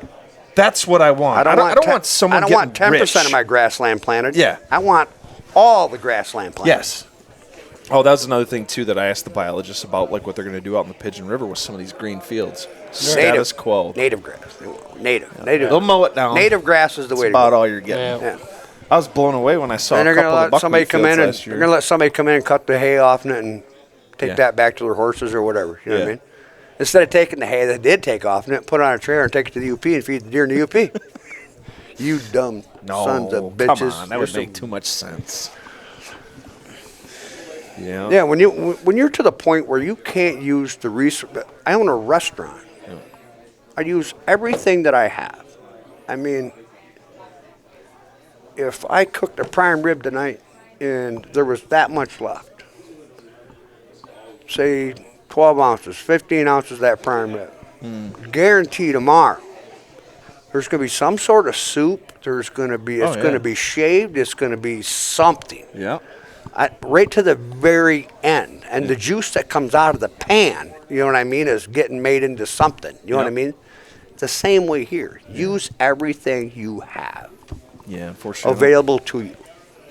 Well, anytime you ask the DNR to do it, they have to do a study on it. That costs money. Then they have to prep it, and that costs money. Yep. And then they got to pay the people to do it, and they pay way too many people to do something that it takes maybe half the people to do. The reason their license prices are where they're at is because they know if they keep them low, they will still have the people that want to go out and shoot them. Yeah. They'll have the weekend warriors still interested. It's like us. You know, we don't have a problem going out and spending $300 to go to Ohio for a deer license. Doesn't hurt my. Doesn't We break my spend the heart. $300 and that's just the way it is. Yeah. What do you think it cost Steve to come here to hunt? Was it 100? 75, I think. Yeah. 175. 170, half. It's almost half, he said. Yeah. I talked to. Yeah, that's it's. Indiana. What does doesn't it cost make to go to sense. Indiana? Non-resident. Illinois is 480. Yeah.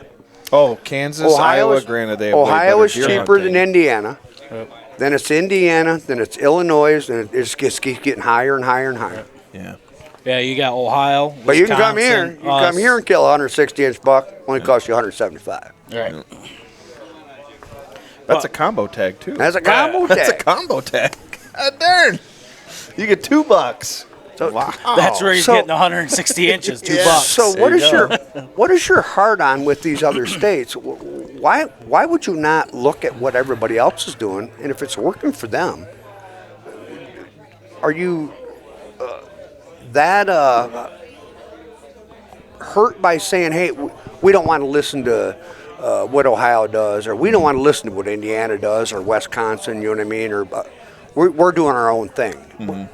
No, that don't make no sense. If it's working down there, and if it's scientifically proved that it's working, why would you not try that? Yeah. Because you didn't think of it. Yeah. That's why. Right. I would love to go down to that Natural Resource Commission one day. No, you wouldn't. You're right, I wouldn't. You would just sit there in awe. I'm just like, I can't believe this is how it really works. Yeah. Or they'd screw up and give him the mic. Oh, that'd really be good. That'd be fun. I would don't- go watch that. They don't talk. They don't. No, they You don't. can't ask them questions. If nothing. they don't have that piece of paper sitting in front of them, Yeah. then they're screwed. You take that and flip it over. Now let's see what he's got to say. He ain't got a goddamn thing to say. Nothing. Yep. Yeah, they don't really have to be accountable for Right. much. No. You know, and it almost seems like Yep. the agenda is already predetermined. Mm-hmm. I don't know. Pretty frustrating, but I don't know. Let me flip that back over for you so you see what you're doing. Yeah, so we went pretty good. We went pretty hard on the wolves, the deer. We covered the solar farm. I see Chad just walked in. Did he? Yeah. So, Jim, one thing I wanted to Maybe ask you he'll about join you, us. because you guys worked your asses off putting on that predator hunt. I drove past here, and there was so many frickin' coyotes on there. It was awesome. How you guys, you're going to It continue just doing keeps this. building and building and Yeah. building. Because you didn't have that many guys out there 3-4 years ago. There's more guys this year than we you had, ever had. yeah, we had more hunters this year than we had last year. Yeah. I think a lot of that has to do with the new equipment available and Thermals. what they can use. The Yes, thermals yeah. and the price of thermals has really came coming down a down, lot. yeah. I mean, I'm not saying the average person can afford to do this. This is something that Right. you got to want to do this to spend that kind of money. Dude, you know what I mean? That rig that Brad has. Yeah. Oh my God. See, now Brad's been in it 2 years. Yeah. And Brad's already, and every time Brad gets a little better, but he gets a new piece of equipment. Yeah.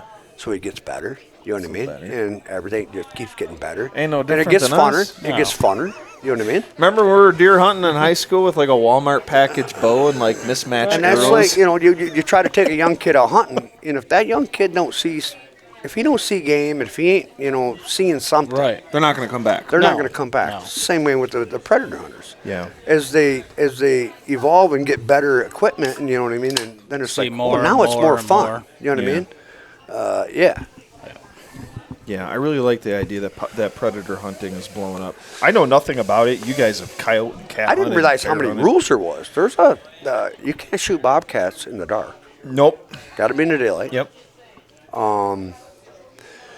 There was another one I was really shocked with. Not the bobcat. Some of these guys are straight up killers, though. These predator hunters. Oh, my yeah. God! I tip my hat to them guys. This You've is done 2 here, right? I'd like to buy them gas. hell yeah. Dude, like they're doing the Lord's work. Yeah. They've done 2 here. They ain't doing a third one, right? Just the 2, right? Yeah, for it's the just year. This Two. is there's always the January one, the February one, and then they'll do another one next year. But Right. the coolest little thing we got coming, we got a squirrel hunt coming, Yeah. So when is that? March 1st, I think. or March 1st. Yeah. Okay. Is When- that Saturday? March 31st is the end of small game, right? Yeah. Squirrel. Yeah. So I think it's March something. Wait. March 31st is the last day of small game. Grouse is already done, but squirrel and rabbit you can hunt them till the 31st. I don't remember. I haven't shot a squirrel after January, and I don't know how long. I'd have to look. But it's got to be in season or they wouldn't be advertising it. Right. But I always thought squirrel closed the beginning of March. But it must be the beginning of Maybe April. it did. I don't know. I don't remember. I'd have to look into that. Oh man, I used to go out and stack black squirrels and gray squirrels. Dude, squirrel's actually good eating. I don't Damn care right what it's anyone good eating. says. Every year I sign us up for the squirrel hunt with bone collectors and real tree and stuff. Every year I put us down every year. We never get a call, but they do a big one just I go like they're shoot some doing. bushtails. But yeah, Kevin Little Man. This will be he's our been- first time for that. I'll see if I can grab some paperwork on Yeah, that. grab Yeah. some paperwork. We'll actually promote that. Yeah. Which ones? No, I know Tommy Moore. He did that predator hunt, and they did pretty good. But he was telling me there was like a lot of guys coming from downstate. Yeah, that's him. Wait, did you get? Yeah, okay, yeah, I'm on number 2. But they ended up doing pretty good. But You sure? I don't Yeah, hear that's- you now. you got me, don't you? Oh yeah, I do. Yeah, see if we can get Chadley back here. You might be able to talk him into it. Depends on how many you had down already. Come on, Chadley.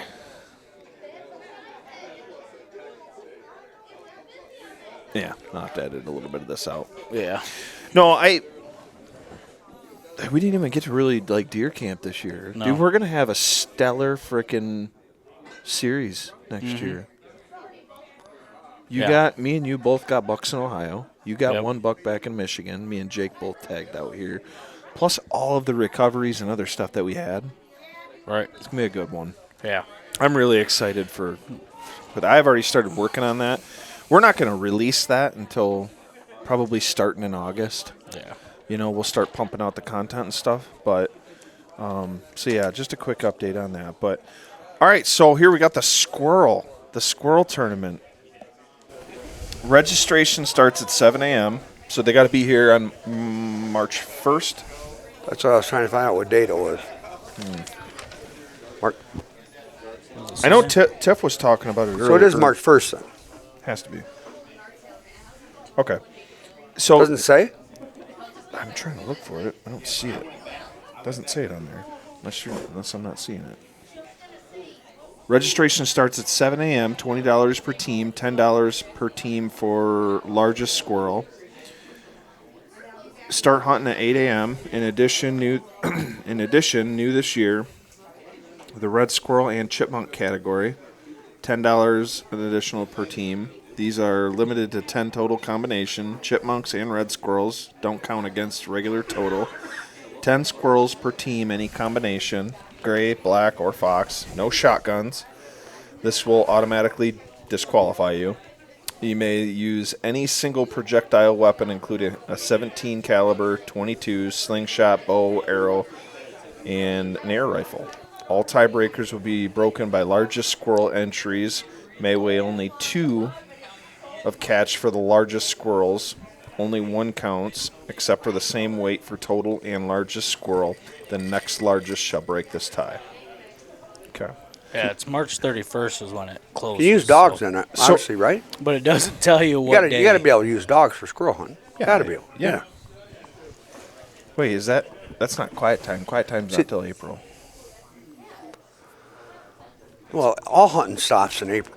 Well, I know that, but like quiet time for like running hounds, training dogs, anything like that. Nope, April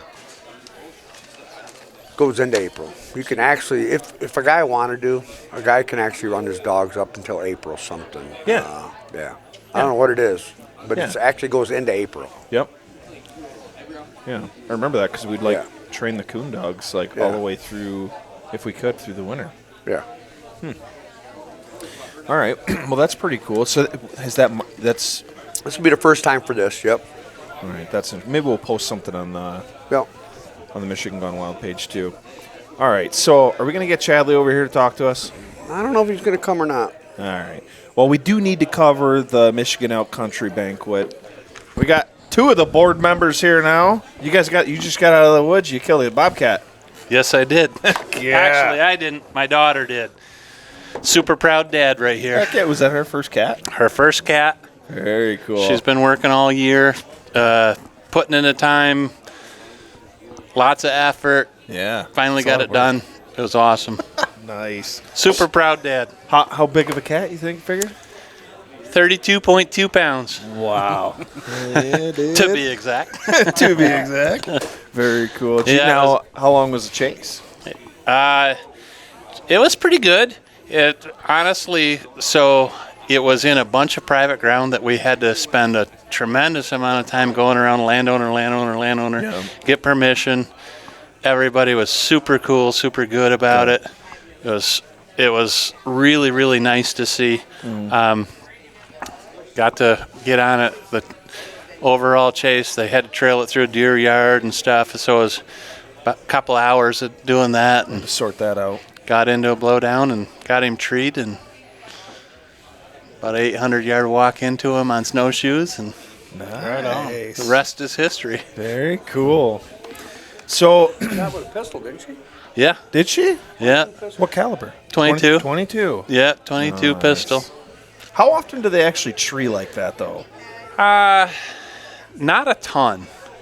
So a lot of times they get caught on the ground or this and that, but fortunately this year we've been learning a little bit and getting them treed up and with a little less pressure and it's been a little more often this year. Do you think maybe it's because of the depth of the snow that they just can't outrun the dogs? That's huge this year. This year's been just phenomenal for the snow depth and getting a good run in and stuff. And sometimes it's a catch-22. Sometimes it's hard on the dogs too because today for instance we had 3 dogs on it.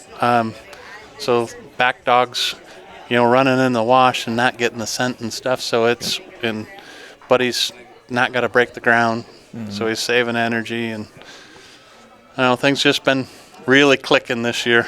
It's been great. So no shortage of fresh snow. No shortage of fresh snow. We've had her. It was a complete opposite last year. Yeah, that's for sure. Well, good deal. So we got the Michigan Elk Country Association banquet coming up. We already know the date. We know the location. It's going to be April 12th. April 12th. And it's going to be at the Knights of Columbus Hall? Knights of Columbus Hall in Gaylord, Okay. 5:30. This year is really cool. We're super excited. We got a lot of awesome things We've got a trophy whitetail hunt. I saw that. 150 to 180 inch whitetail folks can get in on, $20 a ticket. Wow. We have a cow elk hunt this year, $20 a ticket. Get in on that. We're doing an open bar this year. Got some really, really good food. Got some great sponsors. Looking forward to a super fun night of activities. Got some neat things that we're going to throw in this year. Mm-hmm. But yeah, should be great. I'm looking. Food spread. We're doing like a prime rib carving station. We're Prime doing a rib couple for different- dinner? Different stations of food. You know what I mean? We can Nice. go out and, kind of.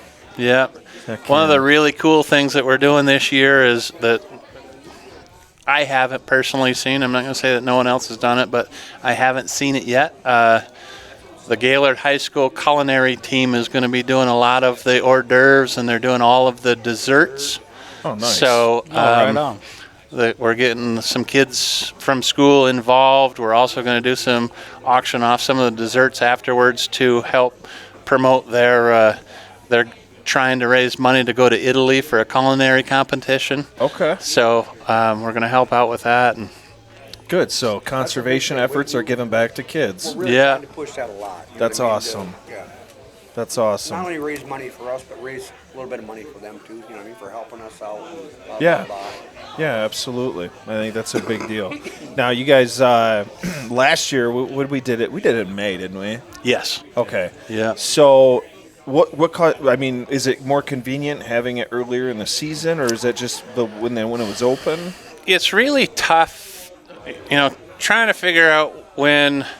So what we were going up against was do it a little bit earlier in April. Hopefully, folks are still looking to, they're kind of pent up in the house, don't have as many activities. Hopefully, get some folks, give them something to do, night of fun. Yeah. One of the things that we probably are giving up a little bit of is around here, as you know, we have a ton of snowbirds. Mm-hmm. And a lot of those snowbirds are big supporters of ours. So some of those guys we're maybe giving up, they'll still be down south. But just trying something different, trying something, a little bit earlier. Hopefully it works out. Yeah. Very cool. I actually didn't tell you guys this, but I actually won't be able to make it. You're not gonna make it? I am not going to make it because I'm going down to the Bristol NASCAR race. That's not an excuse. Well, here's the thing: is if I can get my brother, rain. if I can get my brother to leave at 2:00 in the morning, he might be down for it. Yeah, okay, that's Because we would be just fine going down. We'd have plenty of time to get down there. race will be rained out. It probably will be. I'm not going to lie. That just seems to be the luck with racing. I know with racing last year at the local tracks, we got rained out 4 or 5 times. Yeah. I'm like, here you go. You put all this money into racing. Well, you raced for years, Oh, Jim. yeah. You raced. It's like you put all that money into it, you get amped up, you're ready, and then all of a sudden, rain delay. Yep. And Son of a gun. How crazy is it when they call a race, and then by the time the green flags would have dropped, it's sunshine. Yeah. You're like, damn it. Yep, exactly. So, well, yeah, you're obviously not going to have to worry about much of that weather up here in April. I think we're going to have still plenty of snow on the ground. Yeah, I think so. So in this last year, have you guys done anything new? We have a lot of cool programs that we're trying to get off the ground. One of the things that we did is we put in our own elk viewing area on private ground. Has a pavilion, graveled the road in. It's handicap accessible. We planted about 7 acres of food plot in that area. Had tremendous success. Folks were seeing elk there on a pretty regular basis. Guys, we had tons and tons of photos of A lot of good feedback. a lot of good feedback, photos folks were sending us. People were literally taking in the pavilion, they were setting up hammocks and stuff and stay right Oh, there right now. for, Just hanging out for till the elk hours came out. waiting for the elk and stuff, and it was really cool. We had some really good success with that. That was one of our bigger projects. Where's that located? It's located between Vienna Corners and Atlanta. Okay. Probably a little closer to Atlanta. It's on private ground. We tried to do a lot of that with the state of Michigan on state ground, and had a lot of red tape, I guess. I'll just put it that way. We had a lot of hoops to jump They through. look at us like we're idiots. Yeah. I mean, they do. So we backed up, reverse. How can we start making an impact? We have to make an impact. Yeah. And so we went to private ground and doing that, and we're currently looking for anyone that is willing to let us come to their private ground and do that. We will put in the food plots. You can deer hunt it. You can do whatever you want to. All we ask is let some public view it. Yeah. I don't care if they view it from the road. I don't care if we can put a little parking lot off the road. Yep. Whatever it takes to be able to build some habitat for the elk. Right. With building it for the elk, we're building it for everything else. It's for the turkeys, it's for the deer, it's for everything. Yeah, it benefits everything. And I mean, you named off a couple really cool projects there. So, but people can go to Michigan Elk Country Association.com. Yes. Okay, and they can find that information, these locations. Yep. And also on there is my own personal contact. Okay. Somebody can contact me anytime. I'm certainly happy to talk to anybody about it. One of the other things that we started doing this year was, if you're a farmer and you're in the elk range, and let's say elk came in, you've got a 40-acre cornfield, and the elk come in and they've done damage to your cornfield, and it's to a point where you're not sure whether you want to harvest it or not, or this or that, or if it's worth harvesting it. We will pay a certain percentage if you leave it stand through the winter for the elk. We're going to help you out on, reimbursing you for your crops and stuff. So Nice. Right on. So Leave it stand. yeah. Our stipulation is that leave it stand through the winter for them to finish it off or whatever. Yeah. Yep. It's But already damaged. It's already damaged. Yep. We'll help you out with it. If you choose not to harvest, Yep. Yeah. I mean, if you're willing to let it stand and stay through the winter, Yep. You'll pay for it. we'll come up with something. Yeah, that's we're fair. definitely going to help you out significantly in trying to Yep. cover a portion of your crop and leave it stand for the elk to And be we're able to feed looking on. We're looking for more properties available to do the same Yeah. thing. Because we want to have more than just these. Yeah, you guys want more of them, So so anybody Yeah. that's out there that wants to say, hey, I got 80 acres, blah blah blah. I've got elk there, at this time of the year, Yeah. sometimes I see 10, sometimes I might, and if you're willing to let us come in there and, turn it into something badass. Yeah. You know what Yeah. I mean? Right. Yeah, you want to attract elk into certain areas where people can stop in and appreciate them, even if they're Yeah. not there to hunt them. 100%. It's- Yeah. In all of our areas, there's no hunting in any of the stuff that we do. Yep. Absolutely no elk hunting. No elk hunting, Yeah. but the landowners that allow you to come in there and do that, once elk season's all wrapped up, viewing and all that, they can hunt it throughout Yep, deer season. yep. You're paying for that. You're Yep. putting it We in. plant them food plots, we plant all that food. When it comes deer season, yes. But That no elk literally hunting. makes so much No elk sense. hunting. Right. Yeah. Like, Yeah, why that's- couldn't that be a model that our state is. does? It is so cool. Like the spot where we have our current elk viewing area, it's 440 acres, and it's privately owned. And I told him, I said, listen, we want to come in and do this, and we'll pay for all. We'll do it. It's our dime. Yeah. All we ask is no elk hunting on that property. Yes. I don't care if your neighbors do or anybody else, Yep. but on that particular piece, we want to close it to elk hunting. And they're like, fantastic. Yeah. And I go, you can deer hunt it all you want. You can do whatever you want to. Turkey hunt it. Turkey hunt Tax it. break Yeah. also, right? I'm sorry. They get a tax break also, right? I don't think they. I don't think they do from Did it that. the right way or no? No. But that particular piece of property that it's on actually is HAP property. Okay. So it is open to public to be able to hunt all species when we first went there. Oh, Yep. okay. And they actually went through the state and got it changed to all species except for elk Okay. in our regard. And it was really cool. Very cool. Right on. Well, And the that's other- the HAP, the Habitat Access Program? Yes. Okay. I Yeah. thought I knew that. Yeah. Yeah. Cool. Joe Donovan, the guy I was fishing with today from Joe- Saginaw, Yeah.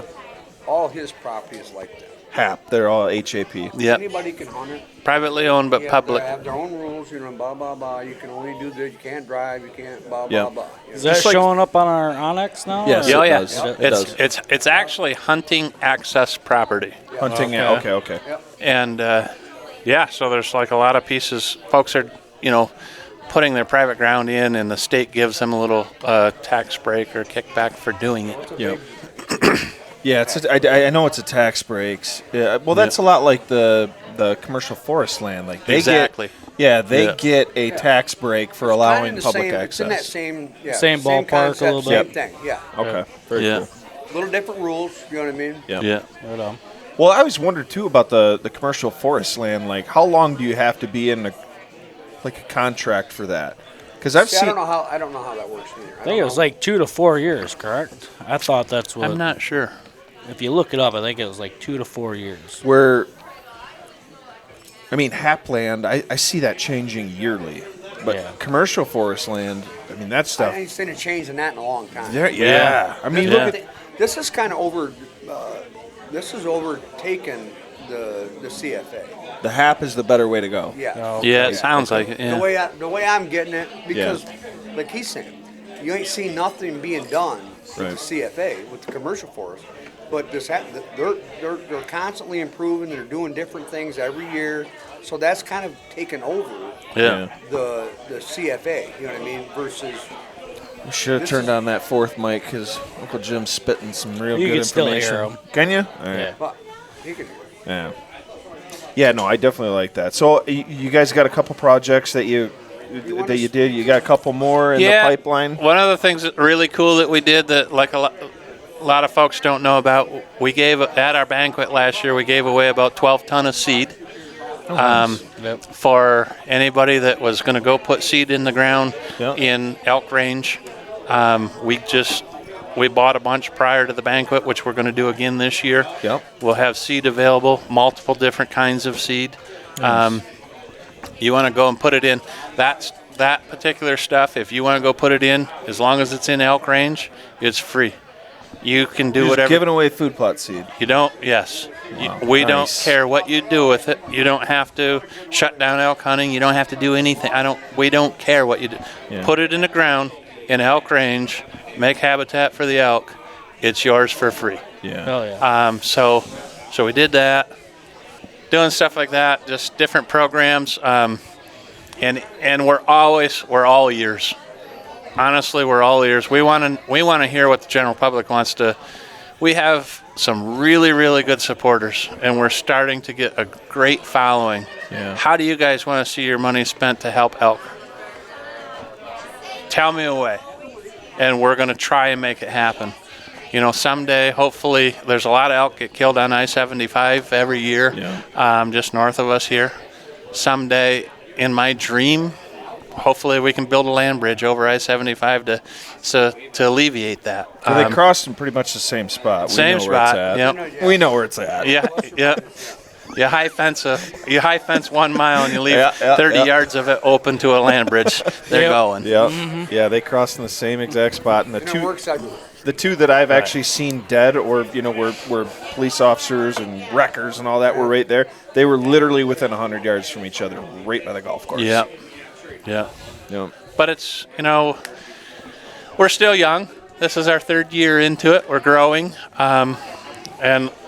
And like I say, we would love to hear, public support or supporters support. What do you want to see done? How can we improve?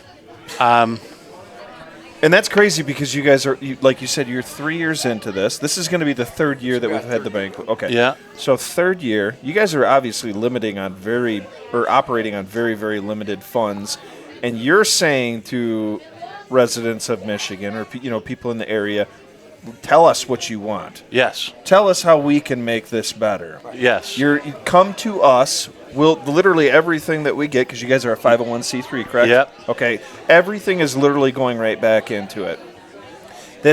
And I don't mean to put you on the spot, but we had a long conversation before this. Oh my God. It is literally exactly all we want from the Michigan Department of Natural Resources and the rest of the state of Michigan. Absolutely. And I love the fact that you guys, everyone that's involved, I know you and Jim are involved, Jake, Scotty, a handful of Ferguson, Tons, Ashton, yes. Johnson, all you guys are doing a wonderful job. And I love that this model of conservation efforts is working. I love Absolutely. that. I'd like to see more of it. So, and same with people out there. If you actually want to see a model of conservation where citizens, hunters, everyone has the input and they can come in, they can contribute in their own way. Like, this is exactly how to do it. This is how it should be done. Exactly. It's sportsmen helping sportsmen. Yeah. And it's outdoor enthusiasts helping outdoor enthusiasts. And it's what I grew up here my whole entire life, as did you, as did all of us. We all, you see it day in and day out. I don't want to... I've seen such a decline in our elk herd and our elk habitat and things like that where folks will ask me, like... Somebody's got to do something. Yeah, like... The quality and Somebody's got to do something. availability of habitat, too. Yeah. And do what you want, but somebody's eventually got to stand up to the podium and say, hey, Yeah, we you're got to do something. Yeah, you're 100% right. We have to do something about it. Absolutely. Yeah. And we should do something about it. Not only do we have to do something about it, every sportsman out there, in my opinion, and this is just strictly my opinion, has a investment in it that should want to do something to help the resource. It's our duty as hunters to give back just as much, or if not more, Absolutely. than we take from the wild. 100%. Yes. It's... You can't sit on your couch every day and bitch and bitch and bitch. If you can't get off your couch, you can go do something about it. Yeah, no, you're 100% right. If you Complaining do about something- stuff if you on tried to do Facebook. something about it, now you have a reason to bitch. Yes. All right. Because you tried to do something. Yes. Yep. So those that have the right to bitch are those of us that are actually Exactly. trying to do something to make it better. And make Exactly.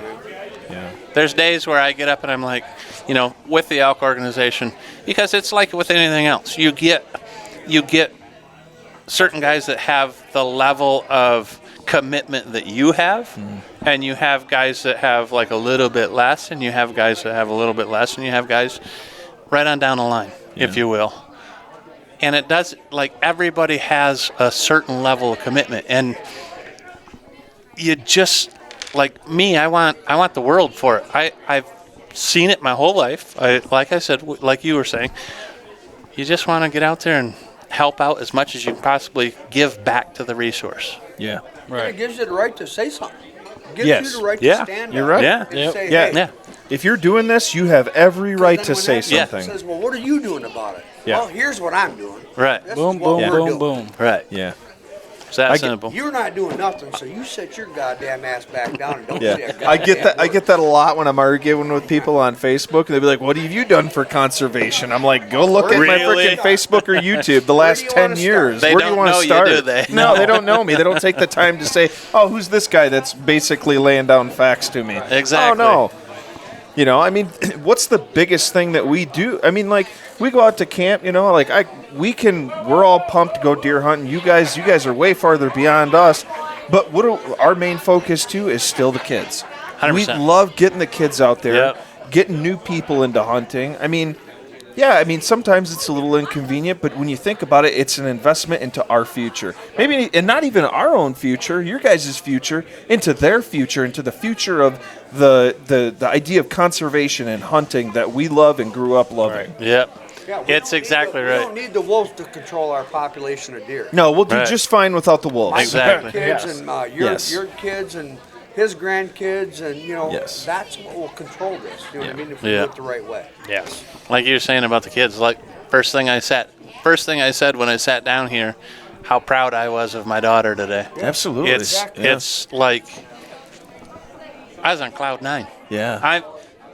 Smoking Joe, my best friend in life, is with us.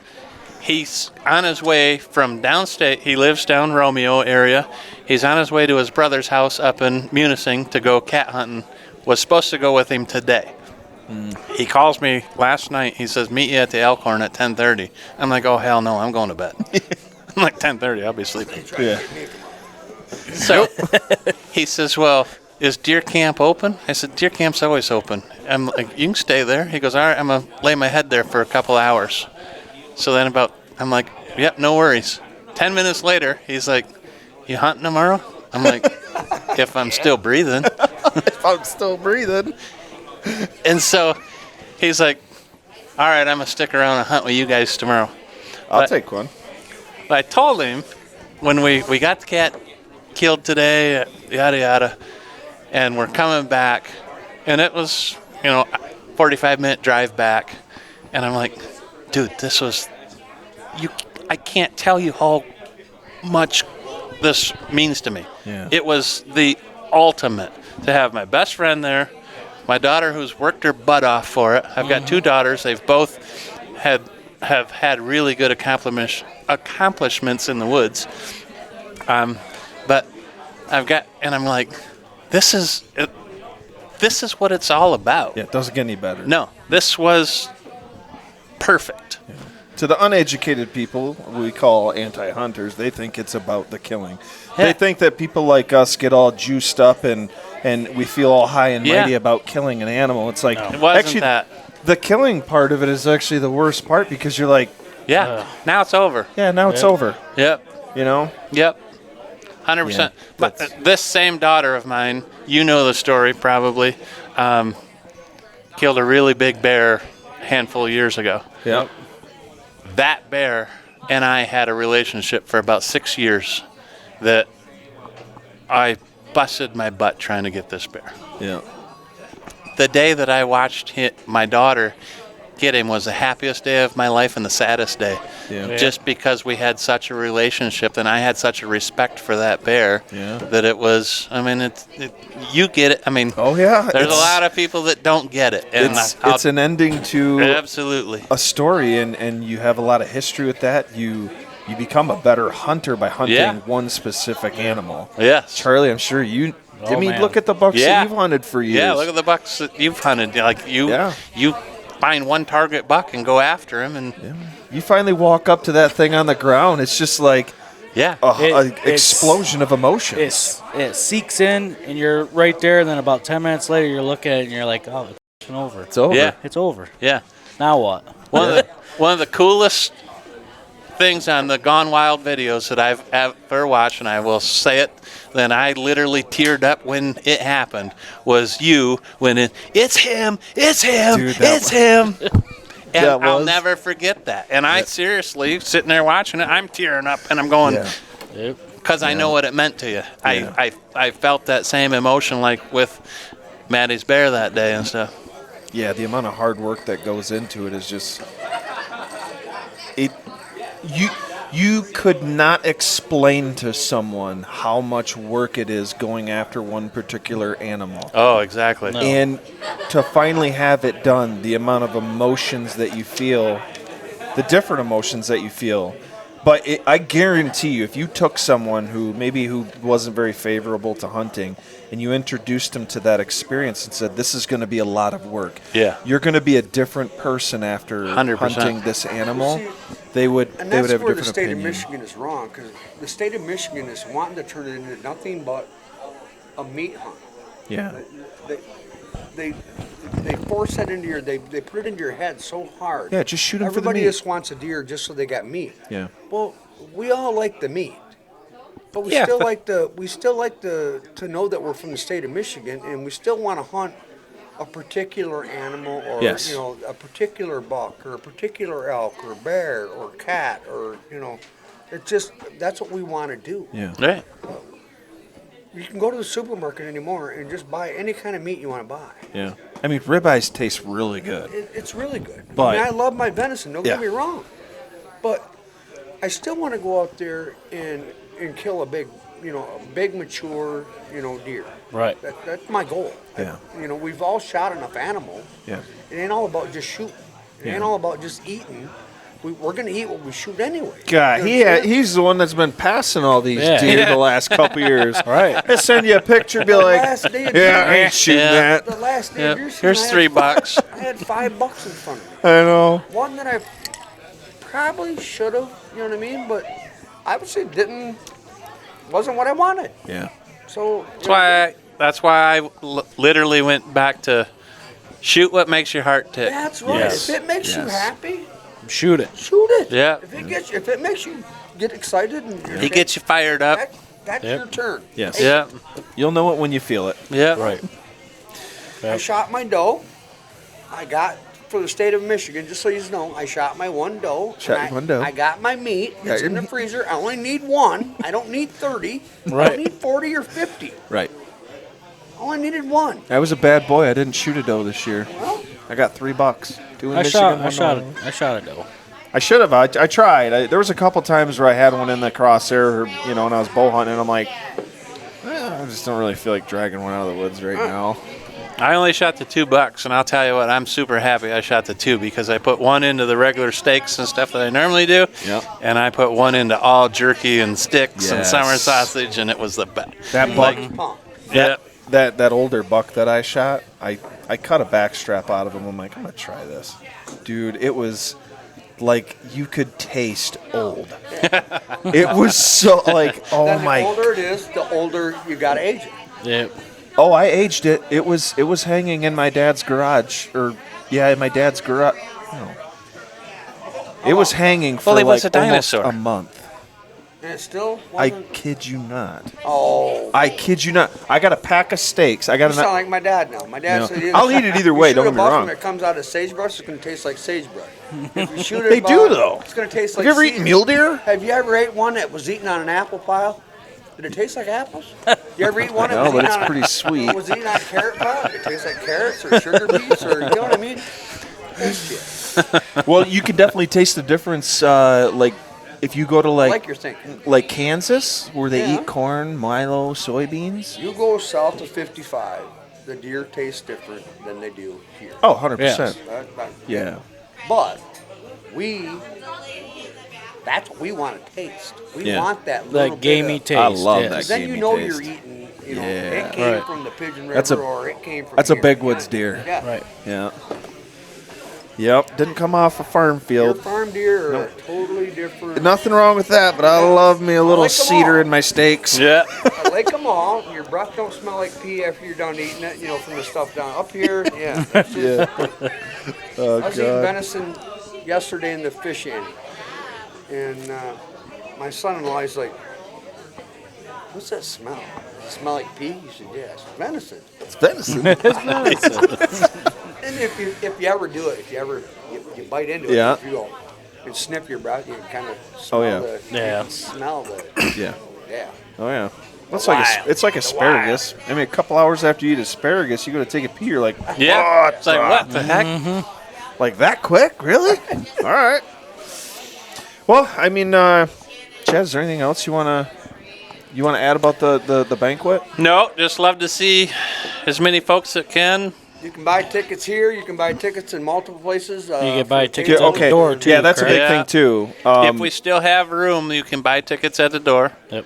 You can always buy tickets online at MichiganElkCountry.com. But as many folks as we can, if you've got any interest in seeing an elk, hunting an elk, wanting just to help the elk herd, anything in between, every one of your dollars is going to go right straight to helping the elk herd. Good. So if you can, any support is good support. Yeah, I mean, even if people are interested and they can't make the banquet, you guys have a whole membership. We have memberships. You have apparel that you Yeah, could, we have you know. tons of apparel on there. You can go online, do that.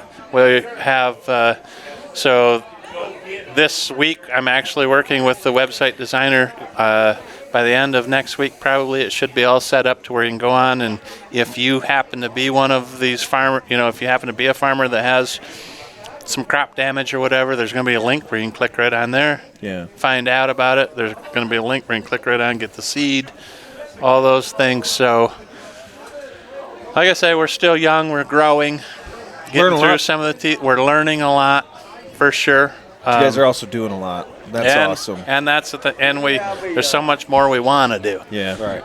Something, Now, you know, what's the memberships? I mean, is it just one single annual membership, or do you have different? No, classes? We have a single and a couples membership, I believe, and I might even be a family. There's a family. I'm actually Scotty's better to talk to about the memberships than myself, but it's I think the single membership's like $40, and a couple is maybe 70, I think, or something. There's a break for a couples membership, but Yeah. And it comes with sticker. Yeah, sticker. I think you guys do sticker, a a hat or a T-shirt, and Yep. something else.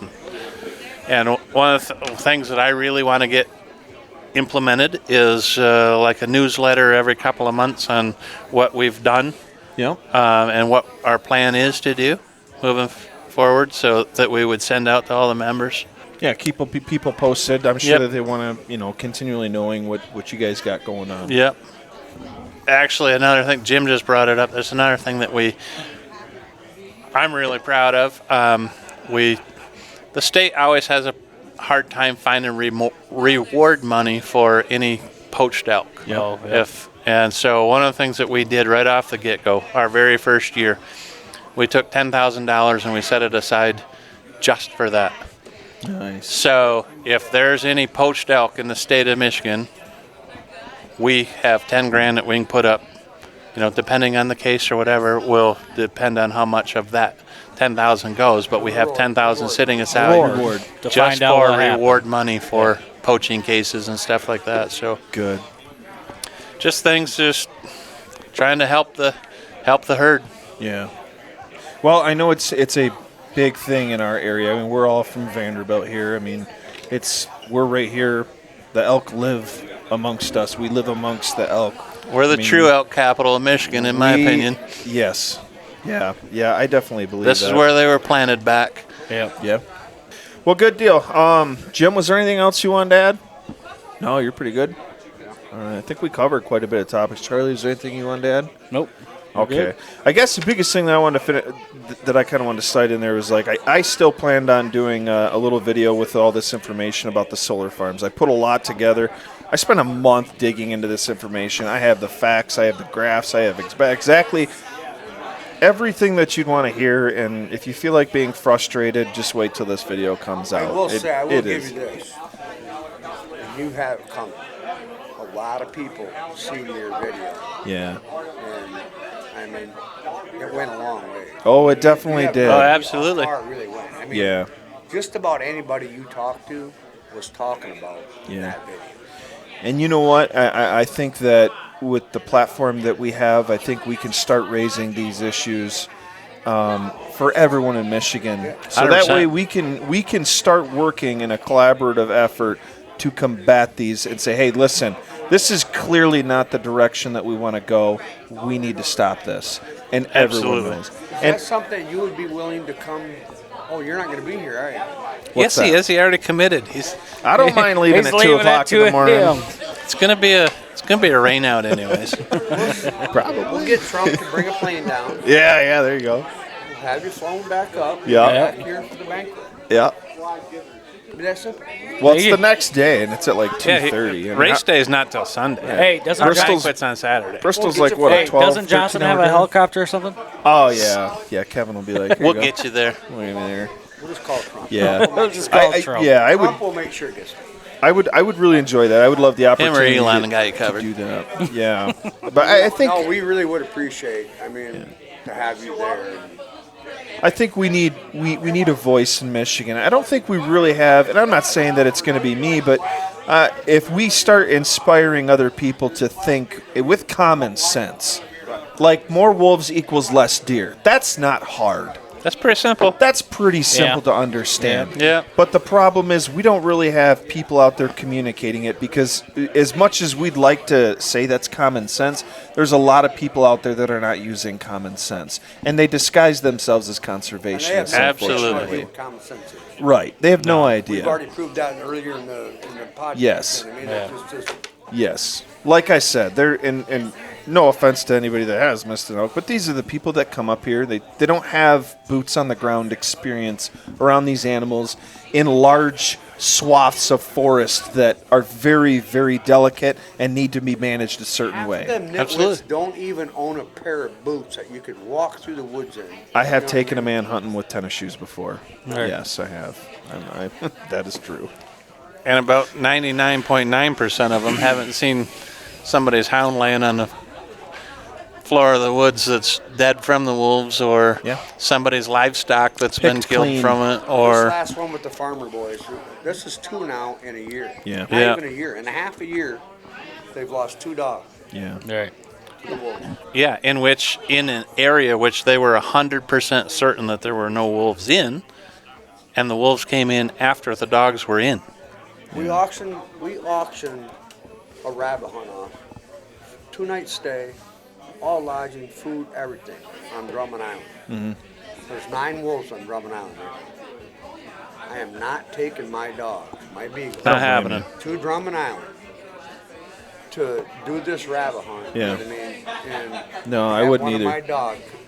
Yeah. I used to take my bird dog up when I'd go bear hunting in the UP. It was Yeah. perfect.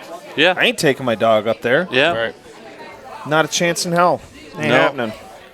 So, well, I think that'll about wrap it up. So, Chad, thanks for Thank for you. I hopping on appreciate there. it. Jim, Always thanks for great. joining us. And, obviously, I want to make this a little bit more of a regular thing where we can get information out there to people. Absolutely. That's my hopes, is that we can start an open dialogue about some of the issues that we're dealing with across the state of Michigan with multiple species, even fishing and all that, and access to public land in general. So, I think Absolutely. people listen to more of this stuff anymore. I agree. Yeah. Because it's real, it's down to earth. Well, the ones that This is- that want to listen and Yeah. actually The have ones that care. The ones that This care. is what they're, Yes. you know what I mean?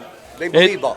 When you look at our YouTube, it might say 400 people or 600 or 700, but it's the 700 that really care. Yeah. And they Exactly. listen to the whole 100%. thing, and then they're gonna go the next day and go, "Hey, what about this, this, and this?" Yeah. There's somebody that's not listened to our podcast, Yeah. but it's that They only person had telling that 700, person. but you know what? Exactly. There's 700 Person's telling people that that person. want it. Yep. That's an actual sportsman that actually Right. cares. Yes, and Right. we need to start the conversations. That- Yep. That kid That sitting there, in his room that ain't been out of his house in a month. You know what I Right. mean? And that's not the ones you want anyway. Right. But Yep. the 700 that did respond are the 700 that you want. Well, you take that. We'll just say 400. You take that 400 people that listen to that podcast, Yep. and they tell one person. Now you're up to 800. Yeah. You know what I mean? Right. That's how we're putting it into our mind. That's how it works. Yep. You know what I Yeah. mean? So. Well, good deal. Thanks a lot, guys, for hopping on. Thanks a lot, Thank everyone, you. for watching. Appreciate it. Yeah.